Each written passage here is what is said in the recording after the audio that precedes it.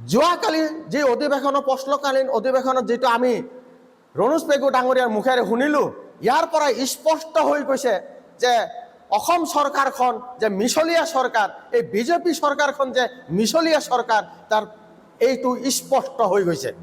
তো আমি এনেকুৱা ধৰণৰ তেওঁলোকৰ টুলুঙা মন্তব্যৰ কাৰণে আমি সৌদ কোচ ৰাজবংশী ছাত্ৰ সনাই তীব্ৰ ভাষাৰে গৰিহণা দিছোঁ। এনেকুৱা ধৰণৰ টুলুঙা মন্তব্য কৰিব নালাগে।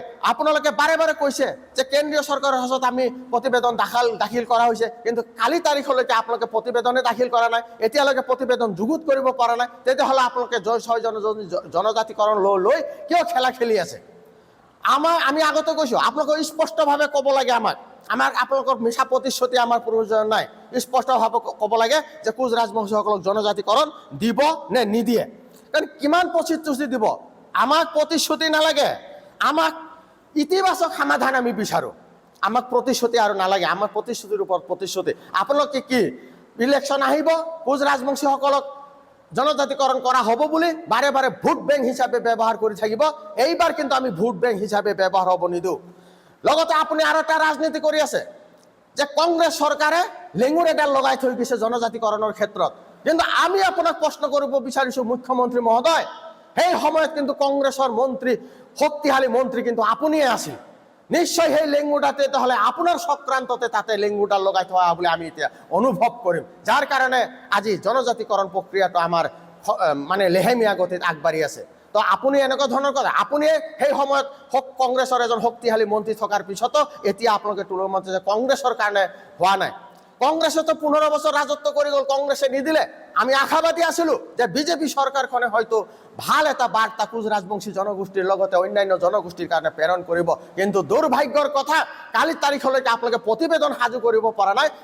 কেতিয়া প্ৰতিবেদন সাজু কৰিব আৰু কেতিয়া কেন্দ্ৰীয় চৰকাৰৰ হাতত দিব, এয়া আমাৰ প্ৰশ্ন।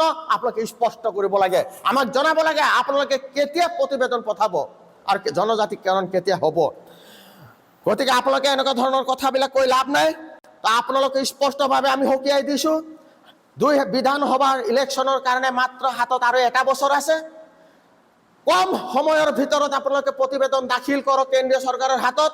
কোন কোন মন্ত্ৰী গোট আছে, কি পৰামৰ্শ ল'ব লগা আছে, আপোনালোকে অনতি পলমে সেই পৰামৰ্শবিলাক লওক আৰু কম সময়ৰ ভিতৰত প্ৰতিবেদন দাখিল কৰি 2026 চনৰ আগে কোচ ৰাজবংশীসকলক জনজাতিকৰণ কৰক।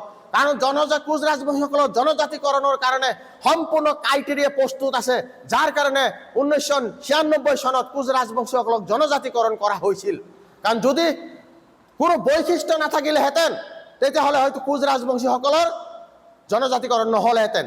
যিহেতু কোচ ৰাজবংশীসকলক সম্পূৰ্ণ বৈশিষ্ট্য পূৰ্ণাংগভাৱে আছে, কোচ ৰাজবংশীসকলক সেই বৈশিষ্ট্য টানি আনি কোচ ৰাজবংশীসকলক অনতি পলমে জনজাতিকৰণৰ মৰ্যাদা প্ৰদান কৰিব লাগে এই 2026 চনৰ আগতে।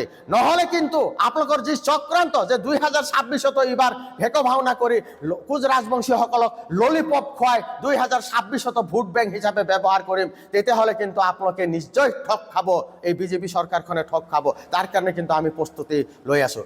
আৰু যদি আপোনালোকে 2026 চনৰ আগে এতিয়া আজিৰ পৰাই যদি খৰকেটীয়াকৈ প্ৰতিবেদন প্ৰস্তুত কৰি কিনে 2026 চনৰ আগতেই যদি আপোনালোকে আমাক জনজাতিকৰণ দিয়ে, আজি কথা দিলোঁ আপোনালোকক আমি স্পষ্টভাৱে আমি কোচ ৰাজবংশী জনগোষ্ঠীৰ সম্পূৰ্ণ ভোট প্ৰদান কৰিম।